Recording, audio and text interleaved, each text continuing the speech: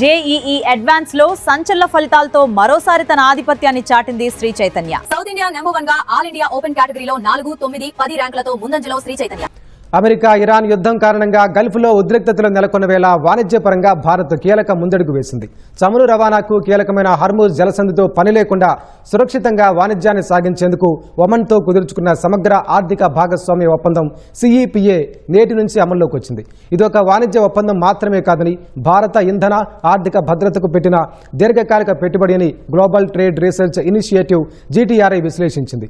అసలు ఈ ఒప్పందం ప్రాముఖ్యత ఏంటి, భారత్కు ఎలాంటి ప్రయోజనాలు దక్కనున్నాయి, ఈ కథనంలో చూద్దాం.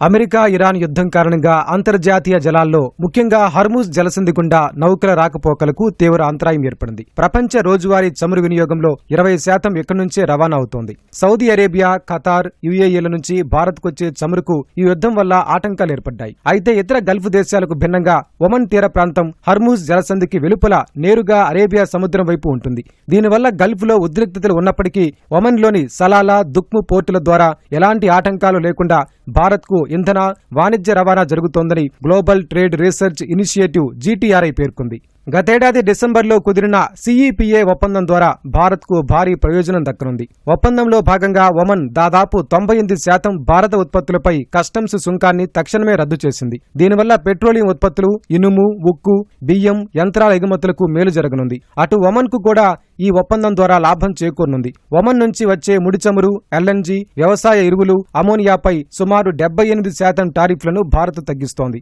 కేవలం వాణిజ్యాన్నే కాదు, ఇంధన భద్రతను నిర్ధారించుకునే దిశగా ఈ ఒప్పందం పనిచేస్తుందని నిపుణులు చెబుతున్నారు.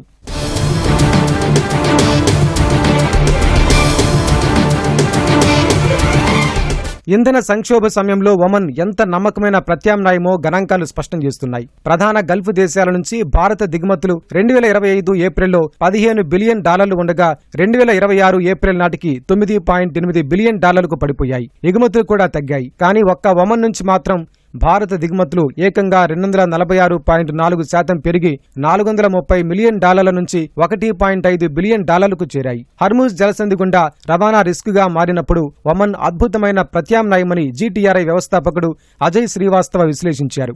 గడిచిన 5 ఏళ్లలో భారత్ 5 స్వేచ్ఛా వాణిజ్య ఒప్పందాలు కుదుర్చుకుంది. ఒమన్తో చేసుకున్న ఒప్పందం వల్ల మధ్యప్రాచ్యంలో భవిష్యత్తులో ఎలాంటి పరిస్థితులు ఎదురైనా వాణిజ్య, ఇంధన సంక్షోభం తలెత్తకుండా ఉంటుందని విశ్లేషకులు భావిస్తున్నారు.